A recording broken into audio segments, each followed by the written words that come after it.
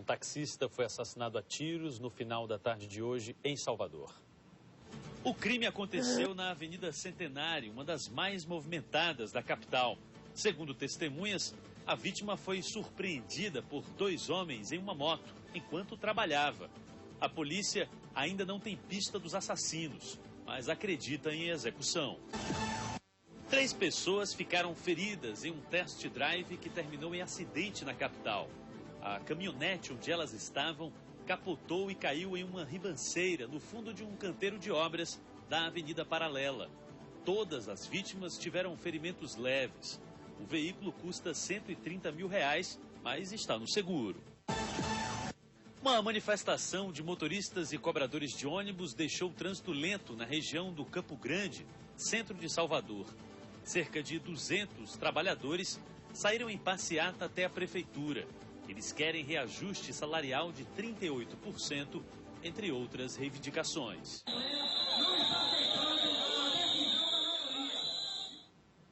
Agora o assunto é o futebol. O Bahia já está em São Paulo, onde enfrenta a Portuguesa amanhã pela Copa do Brasil, Juca. Pois é, viu, Carol? Antes do embarque, o técnico Falcão fez uma atividade para definir a equipe. O treino teve novidades, mas nem todo mundo pôde assistir.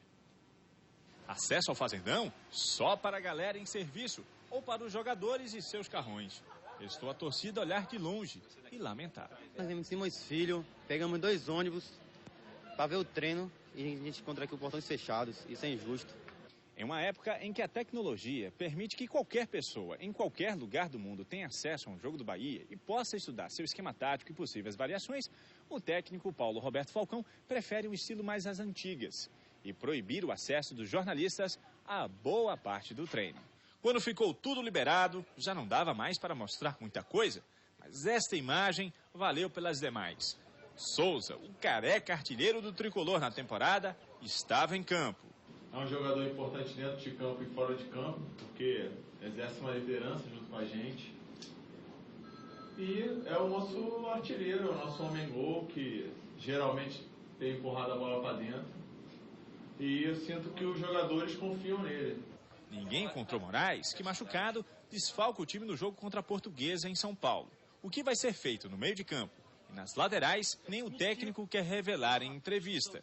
Falcão passou mudo pelos jornalistas. Quem não poupou ninguém foi o filhote de Fael.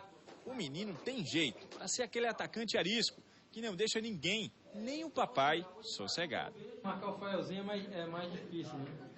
Ainda mais quando treina 2 períodos ou 1 período, chega em casa tem que correr junto, né? Se o ataque tricolor copiar o Faelzinho, a Portuguesa que se cuide em São Paulo. Na última vez que se enfrentaram na Série B em 2010, 3-0 Bahia, dentro de Pituaçu. Um repeteco no Canindé vai premiar nosso torcedor que veio de longe e ficou, de longe, sem ver o time do coração. Mesmo recuperado, Souza não viajou com a delegação. Ele vai ser poupado para o jogo de domingo contra o Conquista pelo Campeonato Baiano. O Vitória joga no próximo sábado contra o Feirense, em busca de uma vaga na final do Baianão. Para não fazer feio no jogo de volta, o time segue uma programação pesada de atividades. Semana completa de treinos para o rubro-negro. O único compromisso será sábado, jogo decisivo da semifinal do Baianão contra o Feirense. Dos desfalques da última partida, apenas o atacante Marquinhos e o lateral direito Romário continuam no departamento médico. Já Michel, Giovani e Gabriel Paulista retornaram aos treinos e podem ser opções para o técnico Ricardo Silva. O rubro-negro está há 20 dias sem técnico e a previsão é que Ricardo Silva continue no posto. De acordo com o diretor de futebol do clube, nenhum nome ainda foi confirmado. Ele deixou a dúvida no ar se o novo comandante chega antes ou depois das finais do Campeonato Baiano. O torcedor deve esperar para a gente poder fazer a coisa da forma mais correta possível. Nós não podemos errar, porque um erro agora seria crucial no início de uma competição. Mas vocês terão, a qualquer momento vocês terão novidades, e quando tiverem, pode ter certeza que novidades muito boas. Hoje pela manhã, a Record e a Record News transmitiram ao vivo o sorteio que definiu os adversários do Brasil no futebol masculino e feminino nas Olimpíadas de Londres. Carol? É isso aí, Juca. E o repórter Alex Mendes acompanhou os bastidores do sorteio, que contou com a participação do técnico Mano Menezes, do craque Neymar e do convidado especial, Romário. O primeiro esporte do Brasil em Londres será o futebol feminino. O sorteio realizado hoje na Inglaterra definiu o primeiro jogo dia 25 de julho contra Camarões. A equipe também enfrentará a Nova Zelândia no dia 28 e a Grã-Bretanha em 31 de julho. Renê Simões, medalhista de prata como técnico em Atenas e novo comentarista da Record, analisou o grupo brasileiro. A gente não tem o ciclo olímpico como a maioria das grandes seleções tem, então vamos ter dificuldade já no primeiro, mas essas meninas, como o Mano falou, a exemplo dos homens também, nas dificuldades sempre se superam e a gente espera que essa superação venha já nesse primeiro jogo. Um jogo bastante complicado contra as seleções africanas que vem melhorando bastante. Os grupos do masculino foram definidos da mesma forma. O sorteio, que teve a presença de Ronaldo Fenômeno na Inglaterra, também contou com celebridades aqui na sede da Record, em São Paulo. O técnico da seleção brasileira, Mano Menezes, chegou às 6 da manhã. Foi um dos convidados especiais. Ao lado dele, no estúdio comandado pelos narradores Maurício Torres e Lucas Pereira, o ex-atacante Romário. Medalha de prata em Seul 2008, o baixinho não resistiu e virou um curioso torcedor. Não sei se você tem pensamento em levar os 3 jogadores que toda a seleção tem direito, que são esses jogadores acima de 23 anos.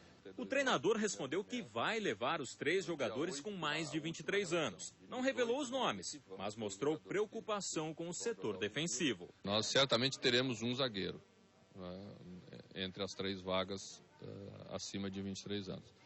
Mas os outros 2 vai depender das avaliações finais que nós vamos fazer. O sorteio apresentado ao vivo pela Record foi comandado pelo secretário-geral da FIFA, Jeremy Valk. Egito será o primeiro, dia 26 de julho, no país de Gales. 3 dias depois, enfrenta a Bielorrússia, no estádio do Manchester United. O último desafio da fase de classificação será dia 1º de agosto, em Newcastle, contra a Nova Zelândia. Para quem não tem tanta tradição, você ficar fora numa fase de grupos não é considerado um fracasso. Para uma seleção de grande porte, tradicional como a nossa, isso obviamente que não basta. É claro que o Brasil, tecnicamente, no mínimo na teoria, é melhor.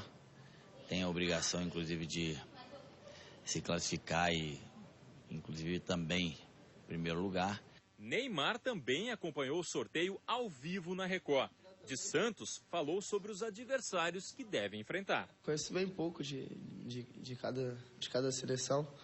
É mais ou menos o Egito, que eu vi o jogo contra a Sub-20, e é uma ótima equipe, mas do resto eu não conheço muito. Mas foi um grupo bom, espero que a gente possa classificar bem e fazer uma ótima Olimpíada. Neymar já falou como titular da seleção olímpica. E olha que os nomes dos 18 jogadores convocados só serão divulgados no início de julho. Mas não é nenhuma prepotência do craque, é certeza, avalizada por quem manda. Olha, o técnico da seleção tem algumas dúvidas, mas essa ele não tem. A greve dos professores da rede estadual de ensino não tem data para acabar. Já são 14 dias de paralisação. Pois é, cara, hoje eles continuaram os protestos na Assembleia Legislativa, onde deve ser votado o projeto de reajuste proposto pelo governo. Os professores que estão em greve e acampados há 10 dias na Assembleia Legislativa, nessa terça-feira ganharam reforços. Alunos da rede estadual vieram dar apoio ao movimento. O dia prometia ser intenso na casa com a votação do projeto de lei que iguala o salário dos professores ao piso nacional. A sessão começou no meio da tarde e mesmo com a pressão dos manifestantes, os deputados governistas estavam confiantes. O governo do estado não vê uma outra solução a não ser aprovar o projeto para que a gente possa depois discutir aquelas questões mais pontuais com cada professor. Na rede estadual de ensino da Bahia existem 2 tipos de professores. Os não licenciados, com salário de R$ 1.187,90, e os com licenciatura, que recebem um pouco mais, R$ 1.586. A proposta do governo é equiparar os vencimentos ao piso nacional, de R$ 1.451. Só que na Bahia, as 2 categorias receberiam um pouco mais, R$ 1.659, o que a oposição não concorda. Esse projeto específico é muito ruim, porque ele, para dar o piso nacional, ele está incorporando as diversas vantagens que foram conquistada pelos servidores ao longo dos anos. O líder do governo defende que esta foi a melhor forma de igualar os salários dos professores não licenciados, categoria que deve ser extinta nos próximos anos. Esses professores que estão com cargo em extinção não terão mais nenhuma carreira. O cargo está em extinção. Eles, para entrarem na carreira agora, vão buscar o quê? Vão buscar fazer uma licenciatura para entrar no quadro de carreira, que é o quadro dos licenciados. Portanto, era o caminho legal, o caminho possível. Com o discurso do deputado Zé Neto, houve mais protestos. Os manifestantes deram as costas aos parlamentares. Nesse momento, o clima começou a esquentar aqui na Assembleia Legislativa. Os manifestantes estão tentando invadir o plenário para impedir a votação. O policiamento precisou ser reforçado. O grupo tentou também entrar na galeria, mas foi impedido. O coordenador do movimento garante que, independente do resultado da votação, a greve continua.